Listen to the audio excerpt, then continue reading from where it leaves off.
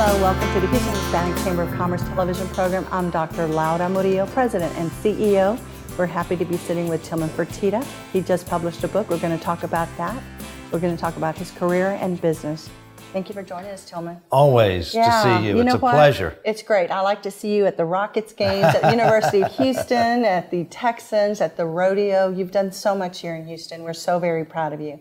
Definitely been involved with all of those. You have, and certainly the trajectory as chairman of the University of Houston, the sporting arena is fantastic and has certainly changed for the better. Sure, that was the object, and I think we won that battle.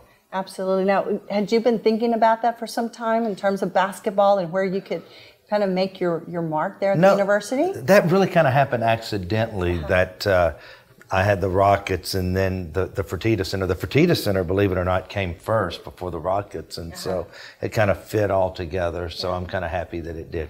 Yeah, and let's talk about hockey. There were some conversations about potentially hockey in the Toyota Center. Of course, we're always interested in hockey, but you have to make the right deal, and hockey has traditionally struggled south of the Mason-Dixon line. And I'm not saying that we're not going to have one. I just think we have to cut the right deal and make sure that the numbers work. Because the one thing we don't want to happen is to have an unsuccessful hockey team. Well, and speaking of knowing the numbers, that's part of your book, right? Shut Up and Listen, which I have read and has been very well received here in the Houston area and across the country. Talk to us about that process. Well, I think, let's go back to the hockey. I know the numbers of the hockey, and we're just trying to make the right deal, and hopefully one day we'll get that worked out, and sooner more than later. Yeah. The book has been great. HarperCollins approached me about 18 months ago and said, "Hey, we don't want a life story. We want all these business tidbits that we see you talk about all the time on your show or in magazine articles or on when you're guest hosting on business or sports shows." And so it was kind of fun to do, and it's just been great. I've never been one to share my ideas, but this is one that I think everybody can see. This is how Tilman operates, and these are the things that he's done to be successful. And it's really great. I don't care if you're an entrepreneur or you're a CEO or you just graduated from college or whatever, or you're a sit-at-home dad or a sit-at-home mom. It's self-improvement. It's everything. It's just kind of, as much as it's business, it's a way of life. Yeah. The 95-5 rule. Let's talk about that. Hey, 95% of everything is right. And I promise you, everybody else that ever ran the organization you did probably did 50% right. And I think we'll all agree you're up to 95, but I bet I can come in there and find that 5. I bet you can. I bet you can. And that's the art of it, right? Is always staying on top of it, not taking it for granted, always trying to be better. And you've shown that, and your employees that I've met that have 20 plus years with you, you recognize them in your book.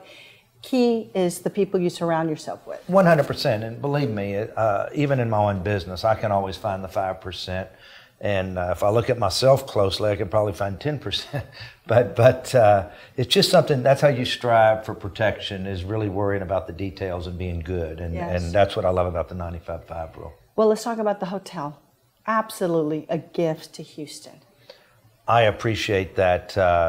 This would not have been built, and the reason that Houston hasn't had a hotel like this is because of the amount of money that it takes to build a hotel like this. And we don't get the high rates like the LAs and the New Yorks and the Chicagos and the Philadelphias.